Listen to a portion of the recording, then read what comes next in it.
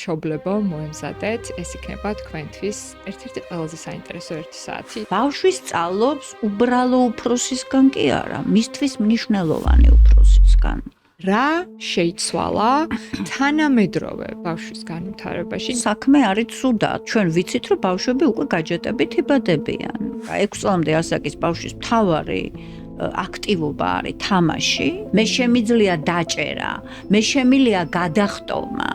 ეს არის თვითეფექტურობის პირველი განცდები, ეს ეხმარება მერე საკუთარი მესხატის ჩამოყალიბებაში. რა უნდა გააკეთონ, რომ ეს სენსომოტორიკა ბავშვის იყოს აქტიური? 2 წლამდე გაჯეტი არ უნდა ცნობდეს ბავშვი. ჩვენ მუდმივი სტრესის პირობებში ვიმყოფებით. დღეში ვიღებთ 64 გიგაბაიტ ინფორმაციას. რა არის რეალობა და რა არის AI-ის შექმნილი? ისედაც ადამიანები მიდრეკილი ვართ, რომ რეალობას თვალებში არ შევხედოთ. ხელოვნური ინტელექტი თუ ყველაფერს აკეთებს ჩვენ მაგივრად, ჩვენ რა უნდა ვქნათ? და აი აქ დგება განათლების საკითხი. 21 საუკუნისთვის ჩვენ არ ყავს მომზადებული ახალგაზრდობა. ამის შემდეგ იწყება შფოთვები ბავშვებში. ხალი არ არის პროდუქტი, პიროვნება. და ჩვენ ვზდით ობიექტად ამ ქალს და ბიჭებს ვზდით ნარცისად. შედეგი რა გვაქვს? უბედური ბიჭი და უბედური გოგო. სარკეში უნდა ჩავიხედოთ და ვიღაცამ უნდა ჩაგახედოს.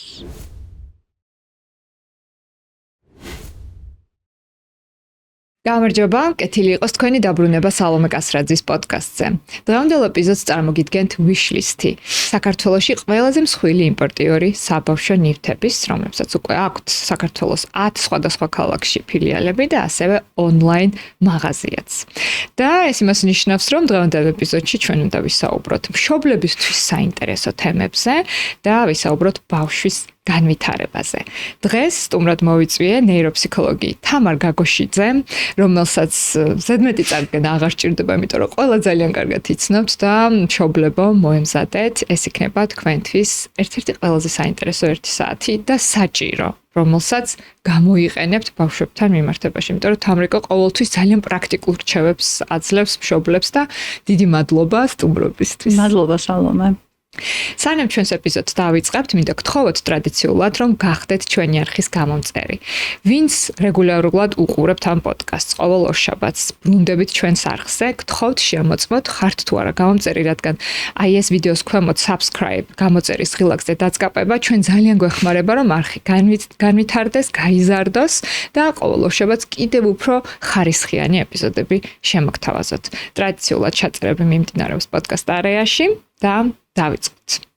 თამრიკო, ჩვენ აქ გვაქვს მონტესორის განმავითარებელი სათამაშოები, რომელზეც ჩვენ გასულ ეპიზოდში ერთხელ უკვე ვისაუბრეთ და მე პირადად ძალიან მიყვარს თვითონ ეს სათამაშოები, ბავშვებს ვჩუქნი ხოლმე ჩემი მეგობრების შვილებს და ძალიან ერთობიან და ასევე თვითონ მარია მონტესორი არის ძალიან ესეთი მნიშვნელოვანი და საინტერესო ფიგურა პედაგოგიკაში, ზოგადად ფსიქოლოგიაში და შენი დამოკიდებულება მაინტერესებს, აი ესეთ განმავითარებელ მონტესორის თამაშოებზე რა შეეხმარება ბავშვის ნეიროგანვითარებაში? მადლობა სალომე, მართლა ძალიან საყვარელი სათამაშოებია და ესე შესახედავადაც საყვარელია და მონტესორის სათამაშოებს აქვს ყველას თავის დანიშნულება. რომელიც გულისხმობს ბავშვის მოტორულ და სენსორული განვითარების სტიმულირებას. ეს მონტესორის სისტემაა, როგორც ესეთი პედაგოგიური, არ არის ერთადერთი სისტემა, რომელიც ბავშვის განვითარებას მიყვება. ანუ მისი ამოსავალი წერტილი არის ბავშვის ბუნებრივი განვითარება, მისი ბუნებრივი განვითარების ტემპი და რაც მთავარია, სწავლის ძირითადი мотивация. რა არის სწავლის ძირითადი мотивация? შემეცნების სიყვარული. შემეცნების სიყვარული და შემეცნება ჩვენს გარშემო არსებული სამყაროსი არის სწორედ მთავარი мотивация გამოცდილების მიღების გარდა ადაპტაციისა. ადაპტაცია ადამიანის ადაპტაცია გარემოსთან, ეს არის ზოგადად ორგანიზმული დონე, რომელიც ჩვენთან ადამიანებშიც ძალიან კარგად არის განვითარებული და ამაზეა დამოკიდებული ჩვენ როგორ ფუნქციონირებთ. მაგრამ ამის გარდა ჩვენ ვართ მოაზროვნე არსებები. და აი ეს შემეცნების სიყვარული სწორედ აი ამ სენსომოტორული განვითარების სტიმულირებით ხდება, რაც არ უნდა უცნაურად მოგეჩვენოთ. ეს არ არის არც ენების სწავლა, ეს არ არის არც რაღაცა ისტორიების, რა ვიცი მე, რომაული დაზეპირება, ეს არის სწორედ გარემოს გამოძიება და შემეცნება და სწორედ მონტესორის ეს სისტემა ამას უწყობს ხელს. არსებობს მონტესორის ბაღები, ზუსტად ადრეული განვითარების ყველაზე ისეთი გავრცელებული მეთოდოლოგია, რომლის მთავარი ამოსავალი წერტილი, აი ამ სათამაშოებს, რასაც უყურებთ, ფერიდან დაწყებული, ფორმით დამთავრებული, მოწოდებულია იმისთვის, რომ ბავშვის მოტორული და სენსორული უნარები განავითაროს, ცნობის მოყვარეობა აღუძრას და აი მონტესორის ბაღებში მთავარი და წამყვანი არის ბავშვის ინტერესი. აი თვით მაორგანიზებელი გარემოა. ანუ ბავშვი პატარა ასაკიდან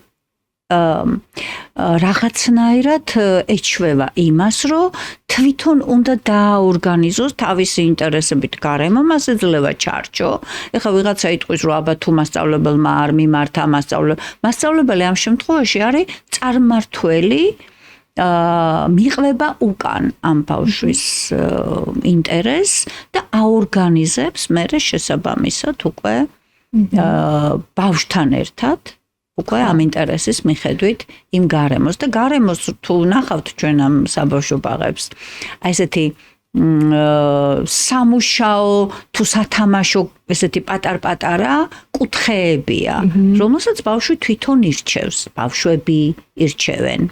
ხო, ეს თვითონ ეს სათამაშოები რაც აქ გვიდევს, ეს არის 3 წლის ზემოთ განკუთვნილი, აქ არის 12 თვის ზემოთ განკუთვნილი და ძალიან ესეთია, ჯერ ერთი არის ხის ყველა და არის ეკოლოგიურად სუფთა ჯანსაღი და თან ეს ხე ასევე უწყობს ხელს სმენის, აი ბავშვი აკვირდება რას როგორი აქვს ხმარითი განსხვავდება და ეს ყველაფერი ავითარებს რა თქმა უნდა ბავშვს და აი ბავშვის განვითარებაზე როცა ვსაუბრობთ მაინტერესებს ნეიროფსიქოლოგის აზრი რა შეიცვალა თანამედროვე ბავშვის განვითარებაში ნეიროგანვითარებაში წინა თაობებისგან განსხვავებით ბევრი რამ აი ჩვენ კარგია რომ მონტესორით დავიწყეთ ევოლუციურად ცირეწლოვანი აი 0 წლიდან დაუშვათ 1 წლამდე და 2 წლამდე ბავშვის მთავარი აქტივობა არის შეგრძნებები და მოძრაობა. ეს იმას ნიშნავს, რომ ბავშვი გარემოს შეიმეცნებს და მისი შემეცნება არის სენსომოტორული. პიაჟე ეგრეც ამბობდა, რომ ეს არის სენსომოტორული ინტელექტი. დღეს ცოტა მოძრაობასთან და შეგრძნებებთან საქმე არის ცუდად, იმიტომ რომ ჩვენ ვიცით, რომ ბავშვები უკვე გაჯეტებით იბადებიან. ფიქრობენ, რომ მე ვარ გაჯეტების მტერი და ზოგადად კომპიუტერული ტექნოლოგიების და ეს ასე არ არის. ზუსტად ადრეულ ასაკში ვარ მტერი ნამდვილად, იმიტომ რომ ბუნებრივი ევოლუციურად გამტკიცებული აი ეს განვითარება ენით და აზროვნებით და აღქმით არ იწყება მოსინჯვით, ცოცვით, შეხებით და მერე უკვე ამას ემატება სხვა რამები. ანუ ეს არის ბაზისი და უცნაურად შეიძლება მოგეჩვენოთ, რომ სენსომოტორული განვითარება თუ არ არის წესრიგში, მაღალი დონის უნარები, ისეთი როგორიც არის აკადემიური უნარები, წერა და კითხვა ამასთან არის ძალიან მაღალ კორელაციაში. ანუ კავშირში. მაგალითად, ბავშვი თუ წონასწორობას ვერ იცავს ცალფეხზე 6 წლის ბავშვი 6 წამის განმავლობაში აუცილებლად რომელიღაც აკადემიურ ჩვევის ათვისებაში ექნება პრობლემა. ეს ვიცი ზუსტად და ეს მარტო მე არ ვიცი. არსებობს ძალიან ბევრი კვლევები, რომელიც გვეუბნება, რომ მოტორული კოორდინაცია, სენსორული სისტემების განვითარება ეს ყველაფერი გავლენას ახდენს ბავშვის შემდგომ აზროვნების ემოციური რეგულაციის და უფრო მაღალი დონის უნარების განვითარებაზე. აი დღეს მაგალითად ძალიან ბევრ ბავშვს აქვს და ეს არ ეხება მარტო აუტიზმის სპექტრის მქონე ბავშვებს, სენსორული ინტეგრაციის დარღვევა. ეს რას ნიშნავს? ეს ნიშნავს იმას, რომ ჩვენ დასრულ უკვე როცა ვიზრდებით, ჩვენი სენსორული სისტემა ჩვენგან დამოუკიდებლად ამუშავებს ინფორმაციას. ჩვენ ხო ცნობიერებას არ ვატანთ იმას. აი ხა თქვენ რუზი ხართ, გაწუხებთ ექსკამი? მე მაწუხებს. მე მაქვს პრობლემა სენსორული, იმიტომ რომ ჩემი სხვადასხვა ნეიროგანვითარებითი მდგომარეობის გამო და მაწუხებს და აი ხა ძალიან დიდი ენერგია მჭირდება, რომ აი ესე ხელები არ ვამოძრავო და ვიჯდე ესე. იმიტომ რომ ესე თუ ვზივარ, ყურადღების კონცენტრაცია უფრო დაბალი მაქვს, ვიდრე მაგალითად თუ ვამოძრავებ. ანუ ნახეთ, ადამიანები კი განსხვავდებიან ამ სენსორული და პროფილებით. ანუ ჩვენ გვაქვს ზღურბლები. ნახეთ, ერთია რომ ეს ზღურბლი როგორია, რომ მინიმალურ გამღიზიანებელს გრძნობ, რომ ოდნავ შეგეხე და მე გრძნობ დაუშვათ ტკივილს, ხო? აი არიან ადამიანები, რომლებიც ტკივილს ვერ გრძნობენ, მაგალითად მე მაგ მაღალი ზღურბლი ძალიან მიჭირს ამის დიფერენცირება და არიან ადამიანები, რომლებსაც ოდნავი შეხებითაც კი ყვირიან, რომ მეთკინაო. ანუ რაშია განსხვავება? განსხვავება არის ზღურბლების ზოგს აქვს მაღალი, ზოგს აქვს დაბალი და ამას იწვევს ზუსტად ეს რეგულაციას ვერ ახერხებს. ხო, ინდივიდუუმები განსხვავდებით ერთმანეთისგან, მაგრამ ვახერხებთ აი ამ ეს არის მარტო შეხების შეგრძნება. ჩვენ გვაქვს სმენითი, აი ვიღაცები ვერ იტანენ მაღალ ხმებს, ვიღაცებს პირიქით უყვართ ძალიან მაღალი ხმები, ვიღაცები ვერ ეგუებენ, აი ხა ჩემთვის ეს არის ძალიან რთულად ასატანი დაუშვათ ეს განათება. და ძალიან დიდი ძალისხმევა მჭირდება, რომ ყურადღება არ მივაქციო. რეგულაციას უნდა ახერხებდეს ჩვენი ნერვული სისტემა ცნობიერების გარეშე, ავტომატურად. თუ შენ ტვინს ამაზე ენერგიები ეხარჯება, პრობლემები შეგექმნება. დღევანდელი ბავშვები სენსორული ინტეგრაციის სერიოზული პრობლემებით არიან ხოლმე ჩვეულებრივ პოპულაციაში, ანუ ტიპური განვითარების ბავშვებზე მაქვს ლაპარაკი, არა მაქვს ლაპარაკი აუტიზმის სპექტრის მქონე ბავშვებზე. აი ვისაც ემოციური რეგულაცია აქვს ცუდი, აი უცაბედი ესეთი აფეთქებები ემოციური, მე აღმოჩნდება, რომ უბრალოდ სენსორული პრობლემები აქვს და ვერ ამუშავებს მისი ტვინი ავტომატურად და ვერ არეგულირებს ამ მიღებულ სენსორულ ინფორმაციას. ანუ ეს არ არის თანდაყოლილი. თანდაყოლილია. ეს არის ნახე, როგორ არის, იცით, თანდაყოლილი არის ზღურბლები. შეიძლება კონდეს დაბალი, ცოტა უფრო მაღალი, მაგრამ რეგულაცია მუშავდება გარემოსთან ურთიერთობის პირობებში. ესე იგი ეს ნიშნავს, რომ ვისაც უჭირს რეგულაცია, მას ქონდა ნაკლები, აი ეს მოძრაობა, შემხებლობა. გენეტიკური როგორ არ არის ზოგადად თანდაყოლილია, მაგრამ ჩვენ შეგვიძლია, რომ ხელი შეუწყოთ იმას, რომ ბავშვის ასე ვთქვათ, რეგულაცია შეძლოს სენსომოტორული. აი როგორ? აი სენსორული და მოტორული აქტივობებით. 2 წლამდე კი არა, 6 წლამდე ასაკის ბავშვის მთავარი აქტივობა არის თამაში, ამაზე ღიზიანდება ყველა, როცა ამას ვამბობ. ხო და რატო ღიზიანდებიან? იმიტომ რომ ფიქრობენ, რომ დრო უცდებათ ბავშვებს, როცა უნდა ისწავლონ და იმეცადინონ. ჩვენ გვავიწყდება, რომ ჩვენც ვსწავლობთ გამოცდილებით. ზოგადად სწავლა არის გამოცდილება. რომ ჩვენ ვაგროვებთ გამოცდილება, არის სწავლა. რაღაცეები გამახსოვრდება და მერე იყენებ. იმ სიტუაციაში იცი რა უნდა გამოიყენო შენი გამოცდილებიდან, ფართო გაგებით. დასწავლა არის ნებელობითი აქტივობა, მიზანმიმართული აქტივობა, რომელიც თუ ბავშვს ნებელობა არა განვითარებული, არ განხორციელდება და ეს ხდება 6 წლის ასაკიდან.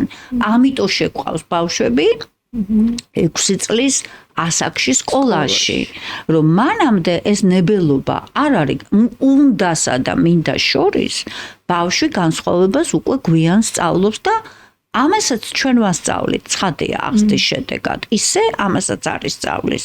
ესე იგი, რომ განვითარდეს ნებელობა, რომ კონდეს ბავშვს ძლიერი ნებელობა, აი სწორედ 6 წლამდე პერიოდია ამის საფუძველის ჩამყრელი. და ამას ზუსტად ისაკეთებს, რასაც არანაირი კავშირი არ აქვს ნებელურ აქტებთან, არა, სენსომოტორული განვითარება, ის რაც ბავშვისთვის საინტერესოა, გამოიძიოს გარემო, დააკვირდეს ამ გარემოს, ექსპერიმენტები ჩაატაროს ამ გარემოზე. ეს არის გინდა მონტესორის იდეოლოგია, გინდა დიუის იდეოლოგია, ნებისმიერი დიდი განმანათლებლის თუ ფსიქოლოგიის იდეოლოგია იმასთან დაკავშირებით, რომ ჩვენი ფუნდამენტი, ჩვენი ბაზა, რაზეც ჩვენ დგევართ, რაც ჩვენ საშუალებას გვაძლევს შემდგომში რომ განვითარდეთ, ეს არის სენსომოტორული განვითარება.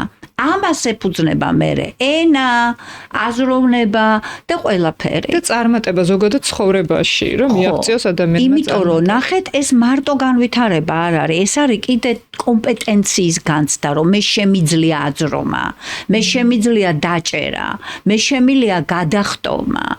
ეს არის თვითეფექტურობის პირველი განცდები, რომელიც ბავშვს გააჩნია და ეს ეხმარება მერე საკუთარი მესხატის ჩამოყალიბებას. ამიტომ გაჯეტიანი ბავშვი ხელში, რომელიც ჩუმად ზის, ჩემთვის ეს არის სრულიად მიუღებელი როგორც სპეციალისტისთვის. ეს იმას ნიშნავს, რომ ამ ბავშვს აუცილებლად ექნება პრობლემები ემოციურ სფეროშიც და ბუნებრივია მოქნილობაშიც და ზოგადად მერე ზრდაში.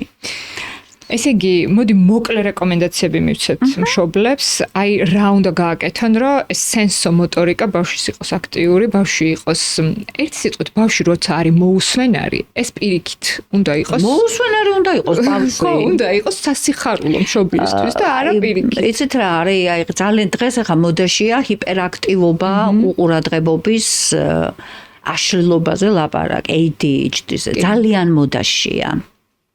მე თვითონ მაქვს ეს მეტნაკლებად ეს მდგომარეობა და ჩემზე კარგად ეს არავინ არ იცის რა არის.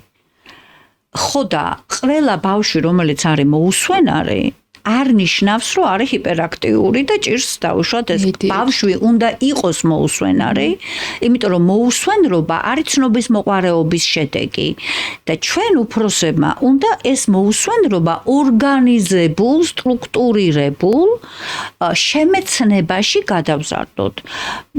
ბავშვები მომაბეზრებლები არიან, იმიტომ რომ გეკითხებიან ყოველ წუთში რატო, ეს რატო, ის რატო, ეს რა არის და ჩვენ დაკავებულები ვართ, ჩვენ დაღლილები ვართ, რაც არის ბუნებრივი, იმიტომ რომ ვმუშაობთ და ბევრი სხვადასხვანაირი სამუშაო გვაქვს და შედეგი ის არის, რომ ეს ბავშვის ცნობის მოყარეობის მოთხოვნილება, რომელსაც მოყვება აზროვნება იმისი, რომ აი ახა განცდა, რომ აი არ ვიცოდი, უცბად აღმოვაჩინე. აი ეს პრობლემა იყო, ეს ახა განცდა არის მთავარი მამოძრავებელი ძალა ჩვენი აზროვნების. ეს ჩემი სიტყვები არ არის, შტერმა მოიფიქრა და ყველა დიდმა ფსიქოლოგმა. შესაბამისად, აი ეს რაღაცნაირი ეს განცდები, რომელიც არის უკვე მაღალ უნარებთან დაკავშირებული, ყალიბდება, ამიტომ რჩევა ჩვენი ფსიქოლოგების არის ის, რომ 2 წლამდე გაჯეტი არ უნდა ცნობდეს ბავშვი. მისი ველი არის რეალური გარემო, რეალური ობიექტები, აი ესეთი სათამაშოები და უფროსთან ურთიერთობა. ეს არის მთავარი ნიშნულოვანი უფროსი, ქუჩაში გამვლელი არა.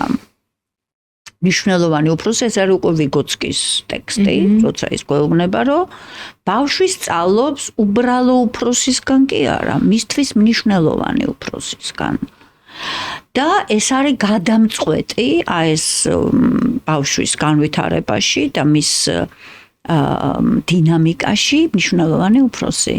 ბაძავს იმეორებს, გამოცდილებას იღებს და უფროსი არის გამაშუალებელი მასა და მისთვის საინტერესო გარემოს შორის. ამიტომ აი ეს ორი მთავარი საფუძველია, რომ ახლობელი ადამიანი, რომელიც ბავშვთან არის, ხოლმე და ეხა ვიღაცა იტყვის რომ ჩვენ მუშაობთ, ბებიები და ბაბუებიც კი მუშაობენ.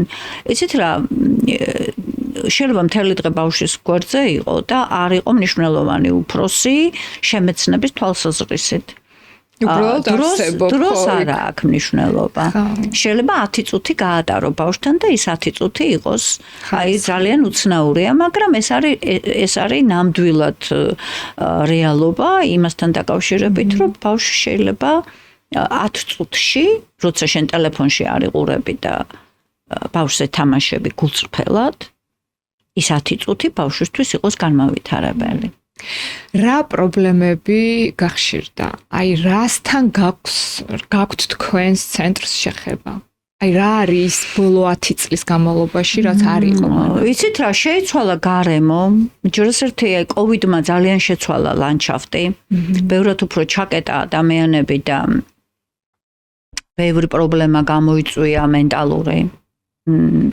შფოთვა, დეპრესია, უბიძგა ვიღაცებს გაუმწვავა, ბავშვებს მათ შორის, მაგრამ მთავარი ლანდშაფტის ცვლილება, ცხადია ტექნოლოგიების დამსახურება, ჩვენ ამას ვერ ვამჩნევთ. ჩვენ ესე ვცხოვრობთ გარემოში, სადაც აი ესე ყოველდღე ახალი სიახლეა. აგერ გუშინ ვიძახდით, რომ ეს ხელოვნური ინტელექტი არის ოცნება, დღეს უკვე აღარ გვაყვაყოფილებს არც ChatGPT, არც DeepSeek, არც 1000-ნაირი, სხვადასხვა ნეირონული ქსელები და ეს ნეირონული ქსელი ჩვენგან განსხვავებით მეცადინეობს. ჩვენ არ გვიყვარს მეცადინეობა, აი ზუსტად ნებელობის გამო, იმას არ აქვს პრობლემა. ის სწავლობს გამოცდილებით. ნეიროქსელის მოდელი არის ჩვენი ტვინის მოდელი, ისე რომ ვიცოდეთ. ხო. ოღონდ განსხვავებით ჩვენგან, მას არ აქვს ჯერჯერობით ეს ემოციური და мотиваციური პრობლემა. ჩვენ გვაქვს.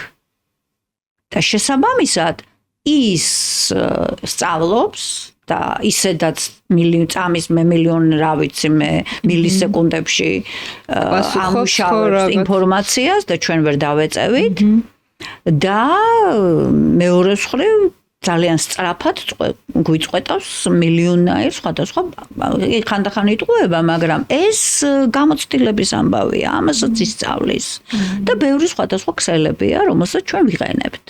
ეხლა ისმის კითხვა, ჩვენ ეს ერთი.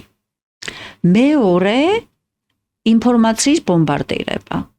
ანუ ინფორმაციით გადატვირთვა ჩვენი ტვინის. ჩვენი ტვინი ჩვენ დღეში ვიღებთ 64 გიგაბაიტ ინფორმაციას. წარმოგიდგენიათ ეს რამხელა, იმიტომ რომ ჩართული გვაქვს ყველაფერი. ხანდახან 3-3 მე თვითონ სხვაზე არ ვლაპარაკობ.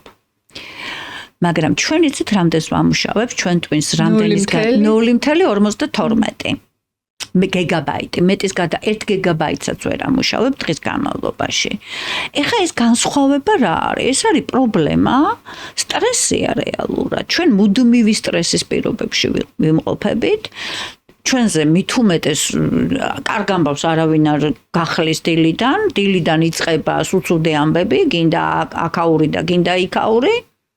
და შესაბამისად ჩვენ მუდმივად ვართ, ჩვენი თირკმელზე და ჯირკვალი მუდმივად არის დატვირთული, მუდმივად გამოიყოფა გინდა ადრენალინი და გინდა კორტიზოლი. ანუ სუშფოთვაში ვართ. და ბავშვები მით უმეტეს. ანუ ეს არის ლანდშაფტის ცვლილება. და მეორე ძალიან მნიშვნელოვანი, ჩვენ უკვე ძალიან გაგვიჭირდება და ეხლაც გვიჭირს განვასხვაოთ რა არის რეალობა, რეალური მოვლენა და რა არის AI შექმნილი. თქვენ წარმოგიდგენიათ ეს რას ნიშნავს? ისედაც ადამიანები მიდრეკილი ვართ, რომ რეალობას თვალებში არ შევხედოთ და სარკეში არ ჩავიხედოთ და ჩვენი თავი არ დავინახოთ. ეს არის სერიოზული პრობლემა. ანუ ორი რაღაცაა, რომ ჩვენ ვართ ეხლა ფაქტიურად კონკურენციაში და უკვე წამგებიანი პოზიცია გვაქვს. იმ გაგებით რა გაგებითაც ჩვენ გგონია, რომ არის ჩვენი დანიშნულება, ჩვენი განათლება. ამ გაგებით აღარც დანიშნულება და აღარც განათლება აღარ მუშაობს, მეგობრებო. მორჩა ჩვენი განათლება ზოგადად, აი ეხლა ბევრი დებატებია, ხო? კი, საშინელი განათლების მდგომარეობა გვაქვს, საშინელი. და ეს დიდი ხანია გრძელდება. წლები გრძელდება. წლები, მაგრამ ასეთი სისტემა ზოგადად AI-ის და იმ ლანდშაფტის პირობებში არის სრულიად უვარგისია. ეს არ ეხება მარტო საქართველოს თელსოფლიოს ეხება.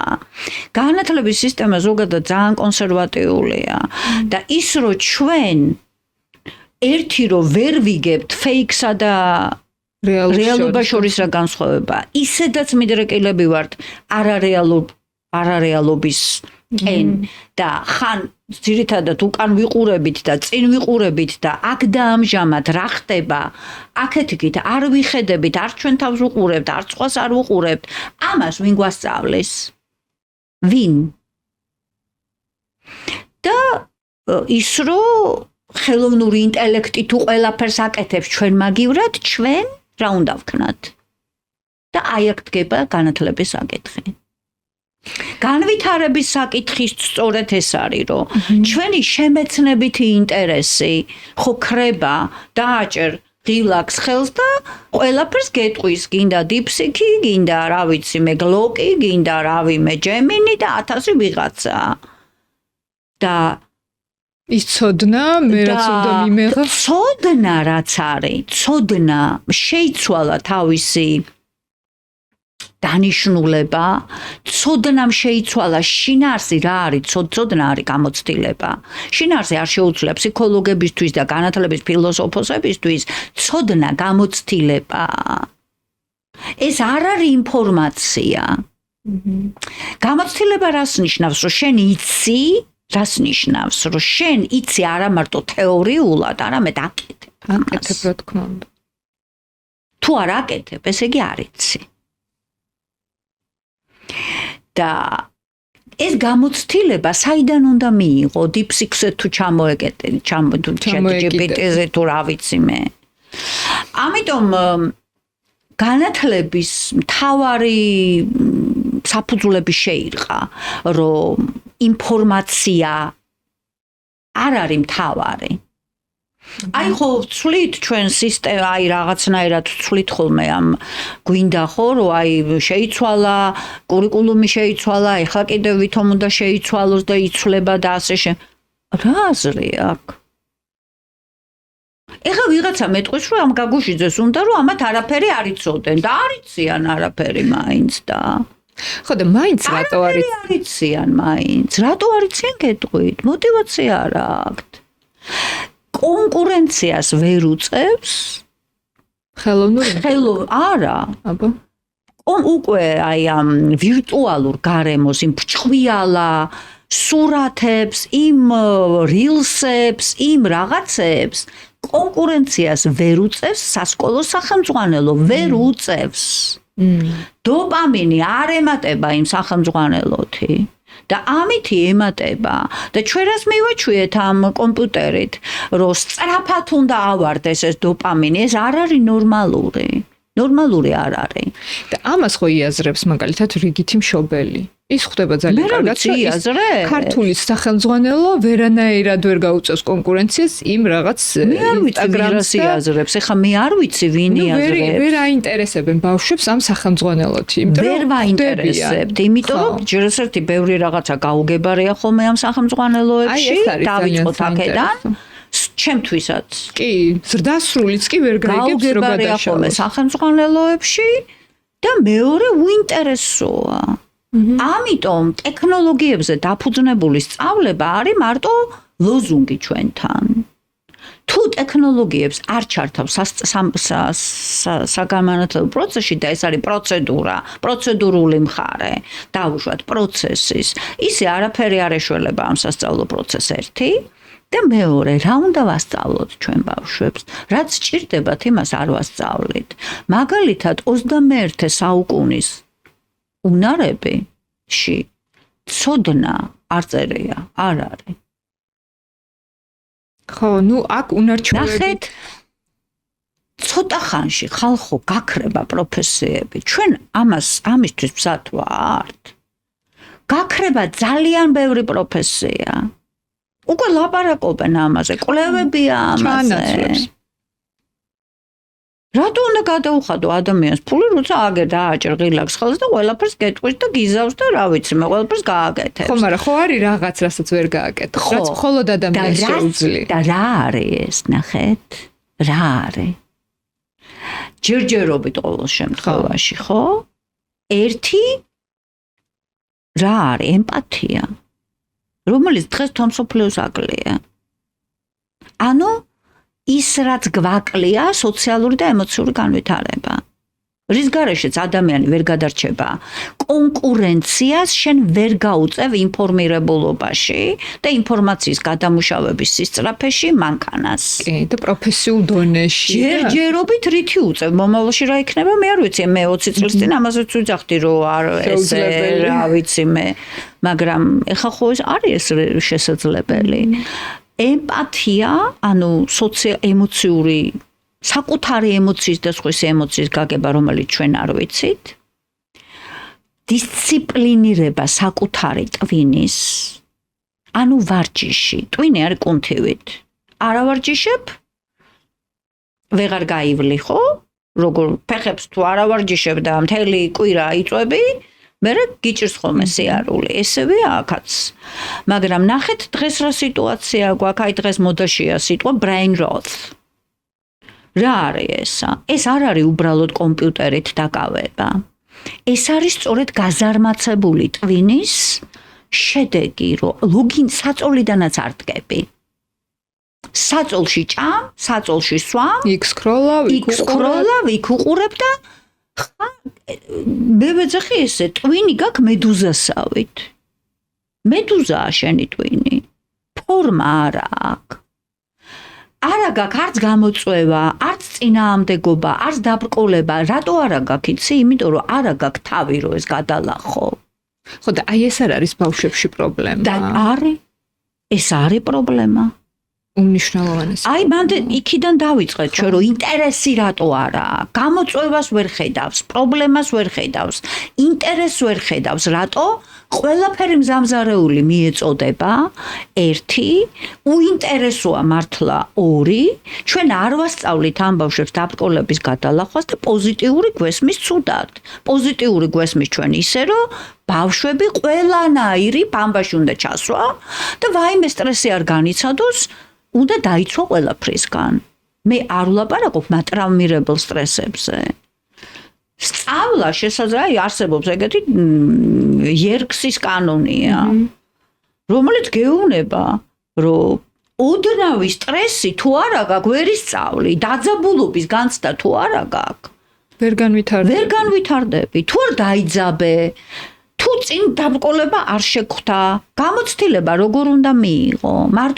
მარტო ასე ვთქვათ, მოფერება, სახილით რომ ხოიდი დუმნათობო, შენზე კაი არავინ არ არის, შენზე ლამაზი, შენზე ჭკვიანი? ეს არის პრობლემა დღევანდელი აღსდეს. და არის მეორე უკიდურესობა, ჩაქოლვა. ჩოხო შუაში არ შეგვილია, ან ადიდებ, ან ჩაქოლა. რატო არ მიიღე უმაღლესი ნიშნები? და შესაბამისად ადამიანი იზრდება თვითეფექტურობის გარეშე. რა არის თვითეფექტურობა? როცა შენ რეალურად იცი შენი შესაძლებლობები. ეს რას ნიშნავს? რა შეგილია და რა არ შეგილია და ამის გამო არ უფასურდები შენ თვალში. ტირილს არ იწყებ და არ იწყებ იმის, ასე ვთქვათ, თვითგვემას, რომ ვაიმე, ეს რა საშინელება დამემართა. ძირითადად დღეს ეს პრობლემაა. შენიშნა, აი დავუშვათ რაღაცა რო არ გამოუვიდა ადამიანს, ან წააგო, ან ცუდი ნიშანი მიიღო, ეს არის ტრაგედია.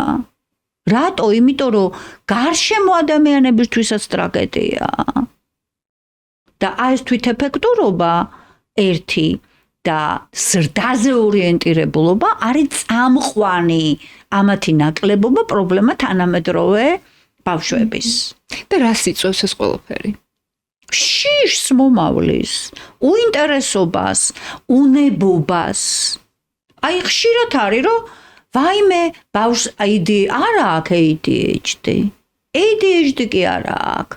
ტვინი გავარჯიშებული არ აქვს. აი ხო ამდენ რამეზე ატარებ. ამდენ რაღაცაზე როგორ შეიძლება ბავშვი მოცდეს? არ შეიძლება რომ მოცდეს ბავშვი, იმიტომ რომ თავისუფალი დრო ბავშვს არ უნდა კონდეს, იმიტომ რომ სხვანაირად გაატარებს ასე ვთქვათ ტელევიზორთან თუ რაღაცას. აი ამდენ რამეს ვამეცადინებთ და ტვინი მაინც არ არის გავარჯიშებული. ხო უცნაურია.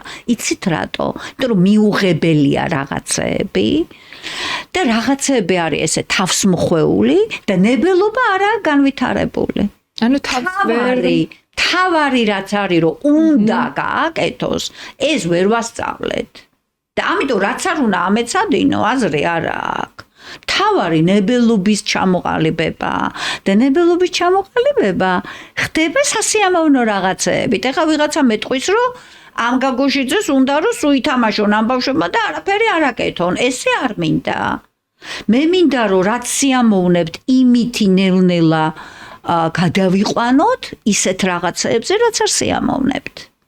და შესაბამისად ისე ვამეცადინოთ. და როცა არ სიამოვნებს იმ ემოციების დარეგულირებასაც ისწავლის ნელ-ნელა. იმიტომ რომ როცა სიამოვნებ და იმათ შესაბამის ჩარჩოში ვასწავლით ჩვენ, ხო? შესაბამისი ჩარჩოებს ვაძლევთ, რომ ყველაფერი არ შეიძლება, ყველაფერი არ მოსულა და დღევანდელი აღზრდის პრობლემა ეს არის, რომ ბავშვ ჩარჩო არ აქვს.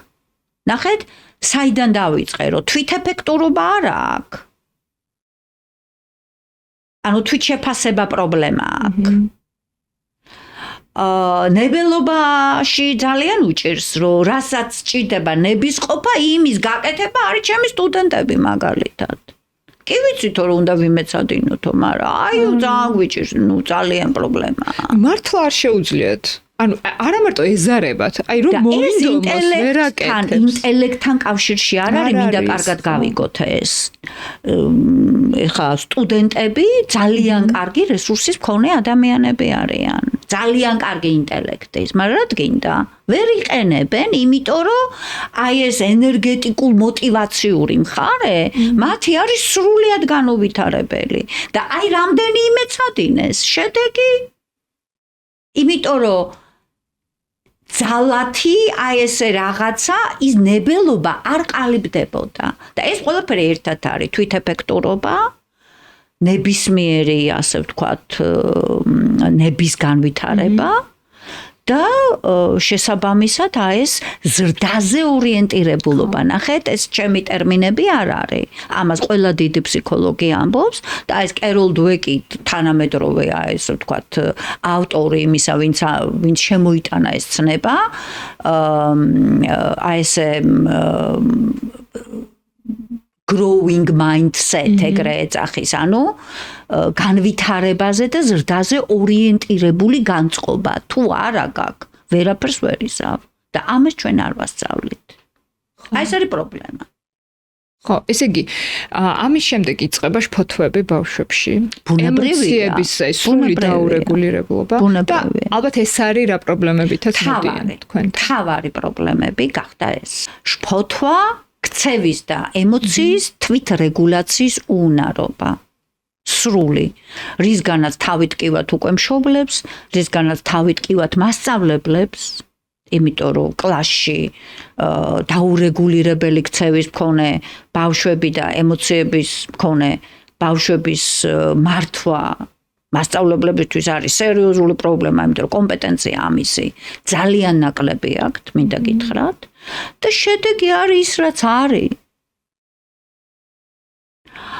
ამიტომ რატომ აქ მე ქცევა არეული? იმიტომ რომ ჩარჩო არ მაქვს. იმიტომ რომ ერთი სულ ყველაფერს მისრულებენ და მეორე სულ ძალიან რო გაბრაზდებიან, მე დამცხებენ. ეს ერთი.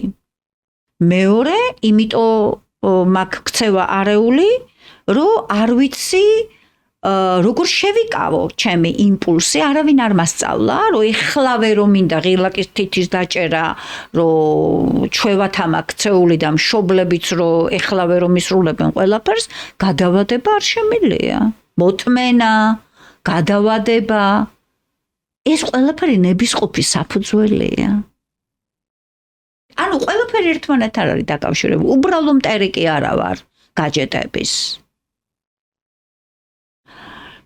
ეს არის რეალობა. და ჩვენ თუ ამ რეალობას თვალებში არ შევხედეთ და არ აღზრდის სისტემა არ შევცვალეთ, ჩვენ ძალიან სერიოზული 21 საუკუნისთვის ჩვენ არ ყავს მომზადებული ახალგაზრდობა. და რატო დაემართათ ეს მშობლებს? აი რატო ემართება მშობელს ის, რომ შვილს ვერ სთხოვს უფრო მეც? აი შვილი ოდნავ წამოიჭირებს, ეცოდება და კაი შვილო. თავისი ისტორია. მშობელი ხო ძალიან საყვარელია. მშობელი არის ადამიანი, რომელსაც ყველაფერი უნდა ანაცვალოს თავის შვილს. რა ქნას? ხო და თვითონ თავისი ტრავმები აქვს მშობელს. თავისი განცდები აქვს, თავისი ბავშვობა ახსოვს, განსაკუთრებით ეს ეხება იმ მშობლებს, არ ვიცი ხა შენ პატარა ხარ, იმ მშობლებს, რომლებმაც გამოიარეს შიმშილი, სიცივე, სიბნელე და არ უნდათ რომ თავისი შვილი ეგეთ მდგომარეობაში იყოს. და გადავარდნენ უკვე მეორე უკიდურესობაში. ესეც გასაგებია მშობლების, მაგრამ ჩვენ უნდა გვახსოვდეს, რომ ჩვენ ადამიანს ვამზადებთ მომავალი ცხოვრებისთვის. ჩვენ ვერ მივიბავთ ჩვენ თავზე ადამიანს. ჩვენ ყოველთვის მისმაგივრად ვერ გავაკეთებთ ყველაფერს. ამიტომ ჩვენ უნდა გვჭირდება და ბავშვს ჭირდება, რომ გაიზარდოს დამოუკიდებელი, დაბრკოლებების გადამლახავი. კონდეს ჯანმრთელი მიჯაჭვულობა მშობელზე და არ კონდეს ეს ემოციური სტრესი, როდესაც მშობელი გვერდზე არ არის.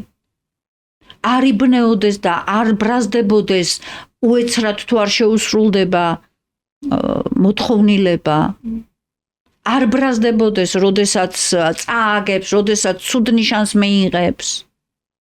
აი ეს ყველაფერი არის ის რაც ჭირდება დღევანდელ დღეს ბავშვს და მერე ახალგაზრდას და მერე მომავალ პიროვნებას.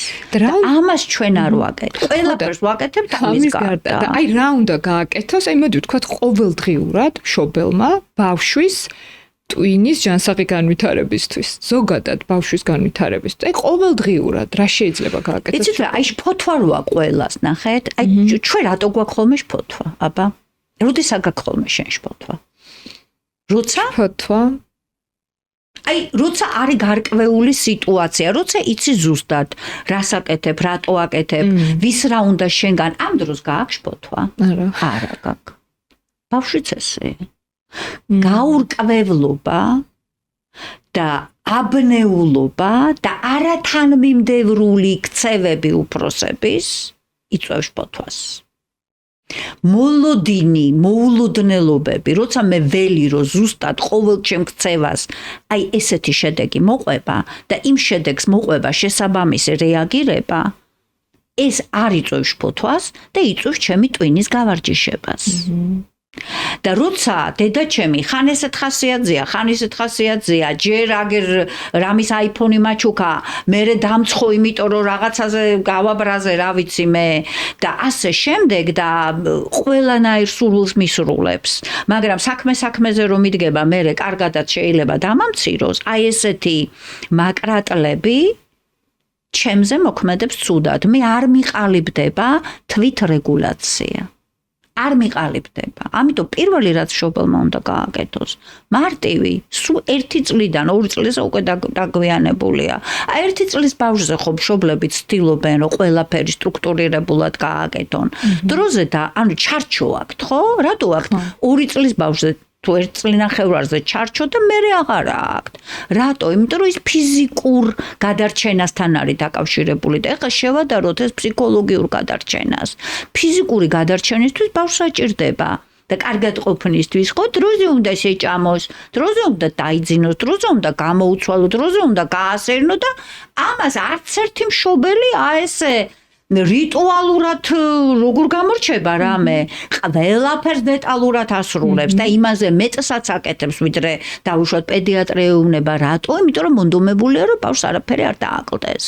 ფიზიკურად, მაგრამ ეს ფიზიკურობა მის ემოციურობაზეც ახდენს გავლენას, ეს დროული ციკლი, ნახე ეს ციკლური ცვლა, რომ დროულად როცა მოშივდება მას უკვე წინასწარ ასე ვთქვათ, ხვდებიან, როდის შია, როდის დავუშვათ ეძინება და ასე შემდეგ და ეს ემოციურ რეგულაციაზე დახდენს გავლენას.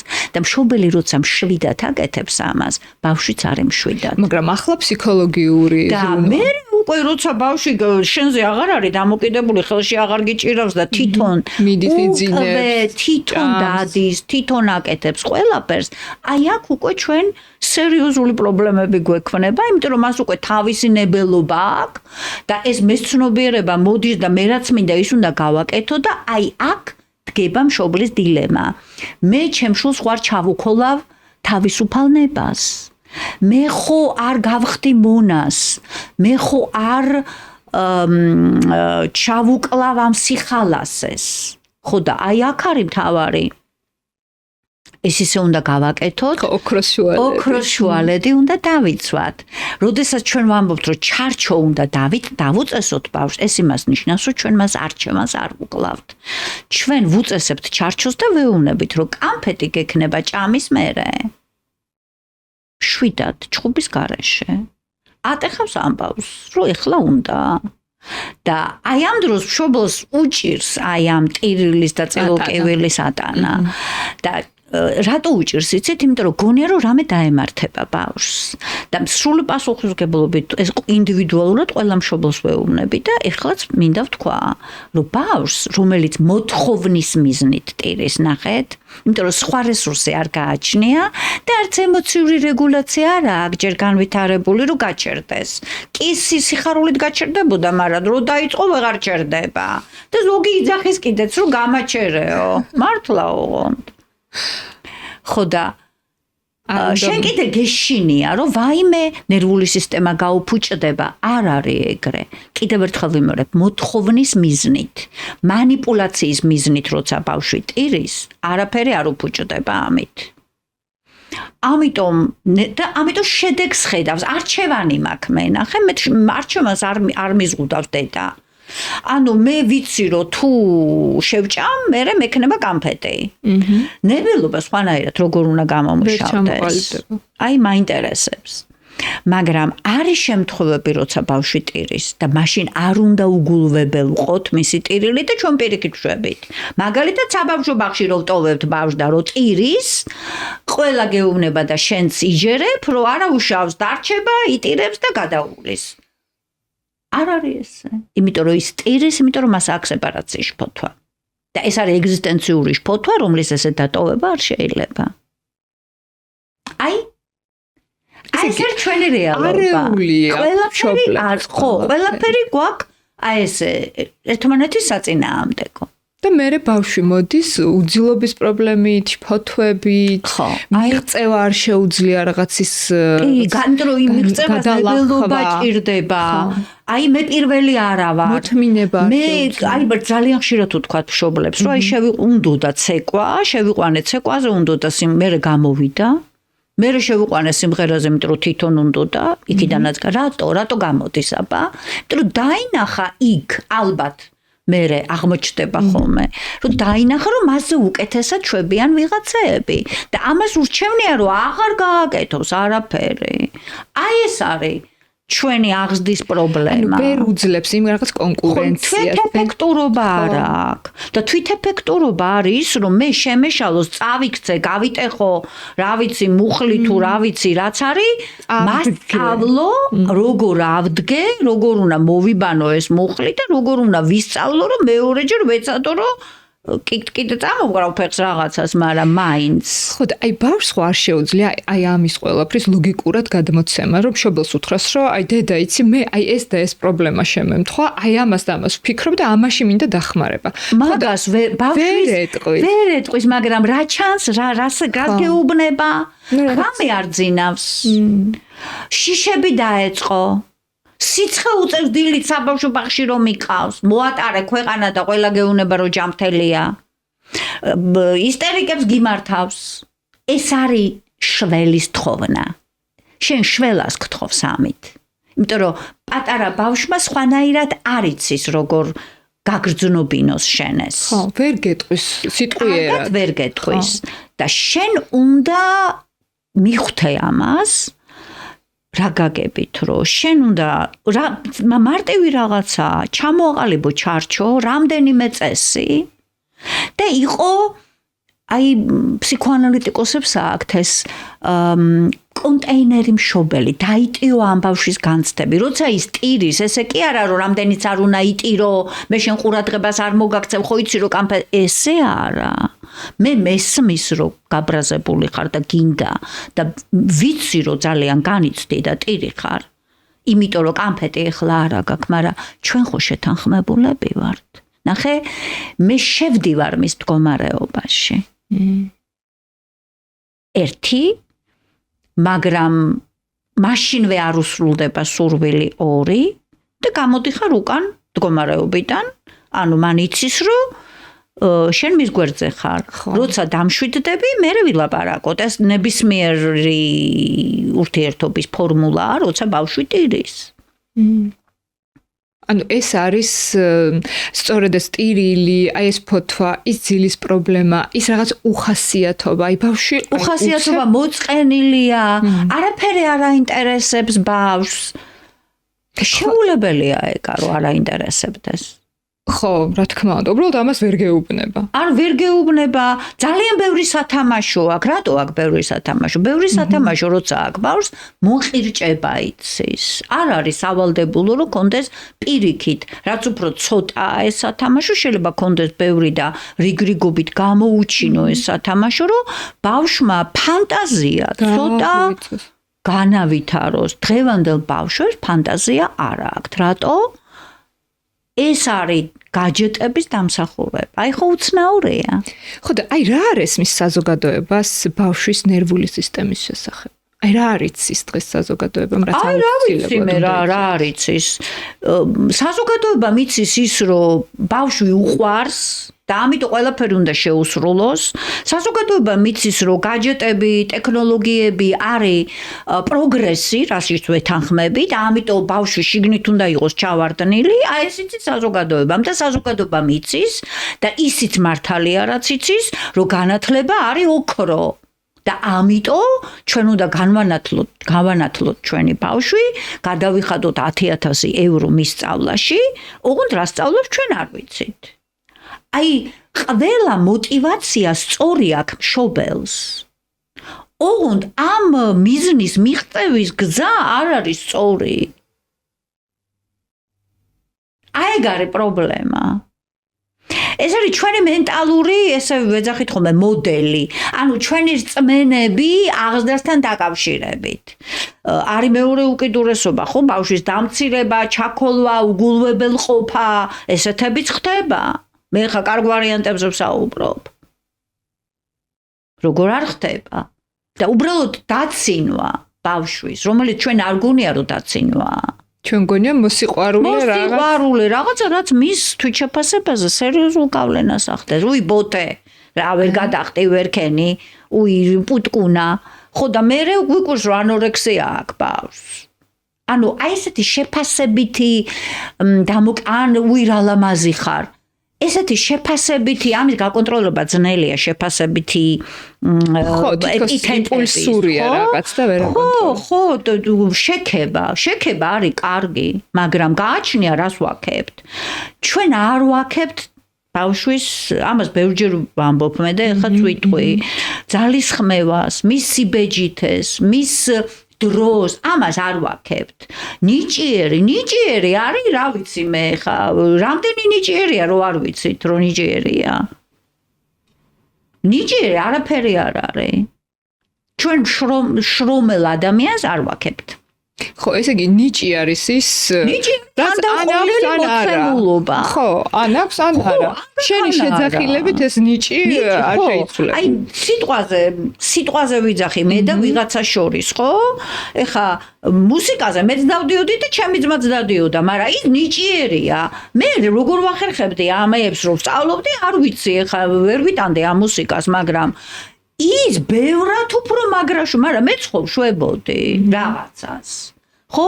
ანუ ამან ნებისყოფა გამომიმუშავა, იმიტომ რომ რაღაცები მაინტერესებდა მაინც. იმიტომ რომ კარგი მასწავლებელი მყავდა მუსიკის. აი ზუსტად მოტივაცია. მასწავლებელი რომ არ მყოლოდა კარგი, აი შანსი არ იყო მე იქ გავჩერებულიყავი და ამ ტანჯვას ვიტანდი იმის გამო რომ ვიცოდი რომ იქ რომ მივიდოდი რაღაცას მომიყვებოდა, მომასმენინებდა, თან მეჭუბებოდა კიდეც. მაგრამ შეგაქებდა კიდეც რაღაც კარგად გამოგივიდა. რაღაცა ასე შემდეგ. მაგრამ აი მე ვარ იქ სადაც ვარ, საერთოდ არ მივსულვარ პიანინოსთან, ხო? ანუ ხო ვისწავლე, მაგრამ ამან ჩემი ნებელობა განავითარა. რასაც იყენებ შენს პროფესიაში. ჩემი ძმა მაგალითად, რა ვიცი მე ხა ისიც ხო სწავლობდა და მეცადინეობდა, მაგრამ იმას ძალიან დიდი ნიჭი ჰქონდა მუსიკალური. და ეს არის განსხვავება ჩვენ შორის. ნახეთ? ხო და ფასდება რა ნიჭი და ძალისხმევა არ ფასდება.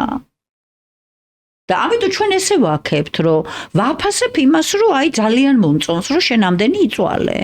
შენ ამდენი რაღაცა მოინდომე. აი ეს არის შექება. და ეს არის თვითკომპეტენტურობის და თვითეფექტურობის გაზრდა. შენ ასევე ახსენე რა ლამაზი ხარ. ხო. ამაზეც გითხარი. ნუ აი ახლა მე ჩემ თავზე მაქვს ეს გადატანილი, ბებია ჩემი, რომელიც იყო ესთეტი და მეუნებოდა რომ რას გევხარ, როგორ დადი ხო, აი ესე მეუნებოდა, მაგრამ იცი რა ტიპს გააჩნია. აი გააჩნია კიდე ტემპერამენტს ბავშვისას რა, როგორია ბავშვი და რა ტიპია. არაფრით არ შეიძლება ესეთი რაღაცეების თქმა ბავშვისთვის, არც ის როგორია და არც ის რომ აი ყველა არ ეტყვის რომ ლამაზი ხარ, ნახე? აი თითქოს გადაწყვეტა ეგეთი უნდა ყოფილიყო რომ უნდა ეთქვა ბებია ჩემს რომ ირა ლამაზი ხარ. არ არის არც ეგ სწორი. ლამაზი რას ნიშნავს? ვისთვის ლამაზი? აი არსებობს ეგეთი ავტორი გვარი დამავიწყდა ეხა მოთხრობაა რა ეგეთი ქალზე, რომელიც არის ძალიან უშნო. აი ძალიან თვითონაც იძახის რომ უშნოვარო. ოღონდ ყველა თulis რომ ლამაზია, იმიტომ რომ თვითონ თulis რომ ლამაზია, ნახე? იმიტომ რომ სილამაზე არ არის მარტო გარეგნობა, ხო ესეა? რა თქმა უნდა. მაგრამ მეორე მხრივ ნახე მეორე მხრივ ჩვენი მედია ზოგადად სოფლიო მედია ჩვენ რას გვიკაკუნებს თავში, რომ ხარ ფუტლარი უნდა იყო. აი ეს ხვირი უნდა კონდეს ესეთი, ტუჩი უნდა, ანუ მედია შენ გიკვე თავს, როგორ უნდა გამოიყურებოდა, ეს არის საშინელება. ეს არის პიროვნების მოსპობა ერთი, რომ პიროვნული ასე ვთქვათ, პიროვნების ჩაქოლვა მე რომ მკითხო და ძალადობაა პიროვნებაზე და მეორე მის ფსიქიკაზე. ჩვენ ამას და ფსიქიატრები დამემოწმ დისმორფოფობია, რომ არ მოგწონს შენი წვირი, შენი ფეხი, შენი რაღაცა და ყველაფერი უნდა გადაიკეთო. მით უმეტეს არის ამის შესაძლებლობა, რატომაც არა. მაგრამ შიგნით კარგად ახარ მე ზოგადად. მაინც მოგწონს შენი თავი მე ესე. თუ ესე მოგწონს შენი თავი მხოლოდ მაგრამ ზოგი ძალიან მოწყვლადია აი ამ მოთხოვნების მიმართ. მეც მეუბნებოდნენ ხოლმე ცხვირს რატო არ იკეთებ რაღაცა. აი საერთოდ არ მეხებოდა ეს არანაირად. ხო და ბავშვობაში მე მახსოვს რომ პროფილში ვერ ვიჯექი. მართლა. კეხიანი ცხვირის გამო. და ვცდილობდი რომ აი ხა რომ გამახსენდა რატო ვიჯექი ყოველთვის ბოლოში კუთხეში. რომ არავის ჩემთვის პროფილში არ შეეხედა. ეს ყველა გარდატეხის ასაკის ქონებავს, ნახე? და სხვადასხვა ღირებულებების ჩანაცვლება ხდება მე როგორ მოაწონებ თავს სხვა ადამიანებს, ხო? რითი ხარ თვითეფექტური და რითი ხარ ესეთი და როგორ მოგწონს შენი თავი, ამ კეხიანი ცხვირი, ძალიანაც ხო რა პრობლემაა, ვერ გავიგე, სხვას თუ არ მოწონს, არ მადარდებს. აი ეს არის პრობლემა. ეს მარტო ჩვენი პრობლემა არ არის. ეს არის მსოფლიო პრობლემა დღეს, როდესაც აი ესეთი მომხმარებლური მედია, როცა შენ ხარ პროდუქტი ხარ. საგანი. შენ არ ხარ პერსონა, შენ ხარ პროდუქტი და აი ეს არის შემაშინებელი. პროდუქტი არ მინდა რომ იყოს ადამიანი. ადამიანი უნდა იყოს ადამიანი, თვითკმარი და თავისი თვითობის მქონე. აი როგორიც არის ისეთი. თავისი შარმით და თავისი სხვათა შორის დასავლეთში წამოვიდა ეს. კი, პოპულარიზაცია. ხანდაზმული ადამიანები არ იკეთებენ ოპერაციებს, თქმას არ იღებავენ, ჩემზე რა ამბავი იყო, თმის შეღებვაზე, იგი შემაჩვენა ყველამ. ხო, რა ხდება, ვერ გავიგე. ხო, დაიბერე თავი და ასე შემდეგ. მე მომწონს. ძალიან გიხდება. ხო, მაგრამ თეთრი თმა აი ძალიან. მოწყვლადობა გოგონების, ნახე, პროდუქტი არ არის ხალი. ხალი არ არის პროდუქტი, პიროვნება. და ჩვენ ვზდით ობიექტად ამ ხალს, აი ესე. და ბიჭებს ვზდით ნარცისად. შედეგი რა გვაქვს? უბედური ბიჭი და უბედური გოგო. საკუთარი თავის პატივისცემას გოგოებს არ ვასწავლით და ბიჭებს კიდე, რა ვიცი მე, გარშემო ვურბენთ ნაძვის ხესავით. აი ეს არის ჩვენი ახსნის შედეგი. და ის არის რაც არის, ნუ. ცოტა ისეთი მძიმე სურათი დავხატეთ, ესე იგი, ყველაფერი ცუდად აგვაქვს. არ დავხატეთ, უბრალოდ გავაჟღერეთ ეს. გავაჟღერეთ. ესეთ რა ჩვენ უნდა ვისწავლოთ. ეს იმიტომ კი არა რომ ჩვენ ცუდები ვართ. იმიტომ კი არა რომ ჩვენ აი ესეთი არ გვიყვარს ჩვენი შვილები. არ არის ეგრე. ჩვენ გვიყვარს ჩვენი შვილები, გვინდა რომ კარგი შვილები გყავდეს, გვინდა რომ კარგი საზოგადოება გქონდეს, მაგრამ ხშირად ყველაფერს უყუღმა შვებით და სარკეში უნდა ჩავიხედოთ და ვიღაცამ უნდა ჩაგახედოს. ოღონდ ისე რომ შენ გული არ წაგევიდეს. ნერვები არ აგეშალოს და იცოდე რომ ეს არის პრობლემა და ამ პრობლემაზე უნდა იმუშაო. აი ეს არის თვითეფექტურობა. რომ მე ვიცი რომ პრობლემა მაქვს. ხო, აღვიქვამ რეალობა. მე პრობლემები მაქვს, ეგეთი უნდა. ვაიმე. ხო და რა მერე? რა ვახერხებ, ხო? აი მაგალითი ხარ შენ, რომ აი თვითონ ამბო პრობლემები მეოს, მაგრამ როგორი წარმატებული ხარ შენ საქმეში? ხო, მაგრამ რამდენი ენერგია დავხარჯე ამაზე? ხო, ამის გარეშე ხო ვერ იქნება. ხო, და რამდენი ნებისყოფა დამეხარჯა? ეს ვიცი მარტო მე. აი ამ ხელები სულ არ ვამოძრავებ, იცი რამდენ ენერგიათ მიჭდება ესა? კარგად რომ მოვიქცე? ხო და ხო შვები. ხო და ნუ არ მიტყდება რა, ძალიან ბოდიში ხარ, ცოტა ისე ვლაპარაკო. ხო და აი ეს არის რეალობა, ნახე, ჩვენ უნდა ვიცოდეთ ამას, უნდა ჩავიხედოთ სარკეში, შევხედოთ. აი ჩვენ როცა მაკიაჟს ვიკეთებთ, ხო, ნერვები ხო არ გვეშლება, ვაიმე რასაშინ, რატო ვიდებთ ამ მაკიაჟს? ნახულობთ სად არის მინუსი, ხო ესეა. გაუფასურების განცდა ხო არა გვაქვს. აი ესევეა ჩვენი ცხოვრება. უნდა ჩავიხედოთ, დავინახოთ მინუსები და გავიკეთოთ მაკიაჟი. და რო არ შვებით? ბოლოს რას ეტყოდი აი ისეთ შემაჯამებელს ჩვენს მაყურებელს, მოდი მშობლებს, აი მაინც მშობლებს. მშობლები არიან გმირები, მინდა ვთქვა. დღეს მშობლობა არ ეგმირობა. ესე მგონია მე და კიდე უფრო მეტი გმირობა იქნება მომავალში. იმიტომ რომ გარემო არის ძალიან ცვალებადი და იქნება ძალიან ცვალებადი. ამიტომ პროფესიის დაუფლება აღარ იქნება მთავარი ხალხო. ჩემ პროფესიაზე არ ვლაპარაკობ. ჩემი პროფესია იქნება, ფსიქოლოგია იქნება ერთ-ერთი, რომელიც არ გადაშენდება სამწუხაროდ, იმიტომ რომ სერიოზული პრობლემები იქნება. და ნახე განათლება უნდა იყოს მიმართული კომპეტენციებზე. რა შემიძლია მე? ხო და რო ვიძახი რომ წერა კითხვა და ანგარიში უნდა ვასწავლოთ, მეთქი ამ ბავშვებს ყოლავენ. ოღონდ წერა კითხვა და ანგარიში რას ნიშნავს? აი სკოლა დამთავრებულმა ერთი მარტივი თუ პროცენტზე არ ვლაპარაკობ, აი რთული პროცენტი კი არა, მარტივი პროცენტი გამოთვალოს. სიტყვაზე ვიძახი რა. ეს მაღალი დონის უნარები, აკადემიური უნარები, წაკითხulis გააზრება, კარგი წერა, ვინ ვიცით? წაკითხulis გააზრება ერთ წინადადებას კითხულობენ, მეორეს არა. და იქიდან გამოაქვთ აზრი. კომპეტენცია ჩვენ პრობლემა გვაქვს ამ თვალსაზრისით, რისთვის ვამზადებთ ბავშვებს, რისთვის ვხარჯავთ ამდენ პულს და ამ კარგია, ეს არის სწორი, რომ ეს გმირი მშობლები ყველაფერს აკეთებენ, რომ დიდი თანხა ჩადონ ბავშვის განათლებაში, სწორია, მაგრამ რა განათლებაში, ამაზეა ლაპარაკი. ეს ცოტა ხანში არავის არ დაჭირდება ხალხო.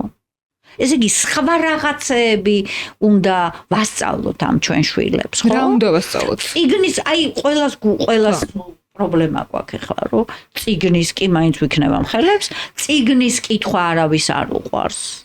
აი კონკურენციას იმას ვეღარ უწევს ეს წიგნი, მაგრამ მაინც შესაძლებელია, რომ აი სრულ ერთი წლიდან ეს წიგნის კითხვის ჩვევა ჩვენ ჩამ ერთი წლიდან კი არა 6 თვიდან წავუკითხოთ. აი დაწყებული რა ქვია იმას დაჭრის წიგნებიდან ხო, სხვა შორის მონტესორის აქვს ეს წიგნები და 0 როდესაც თვიდან. მე ვხედავ რომ დედაჩემი და მამაჩემი ორივე პლანშეტში არიან და მე მეუნებიან წიგნი წაიკითხეო მეც პლანშეტი მინდა სხვათა შორის და ეს კულტურა თუ სახლში არის წიგნის კითხვის კულტურა გამორიცხულია უბრალოდ რომ მე არ ვიძახი რომ ახლა ჩვენსავით იქ ჩავარდებიან წიგნებში ეს ბავშვები მე სხვათა შორის თვითონაც უკვე აი ამ ტექნოლოგიების გადამკიდე ხანდახან მირჩევნია რომ იმ ეკრანზე კითხვას ხო აუდიო წიგნები მოვისმინო აი ვის როგორ ანუ ბევრი რესურსია რომელიც ჩვენ უნდა მივაჩვიოთ ცოტა არეულად ვლაპარაკობ მაგრამ აი ჩემი რჩევა არის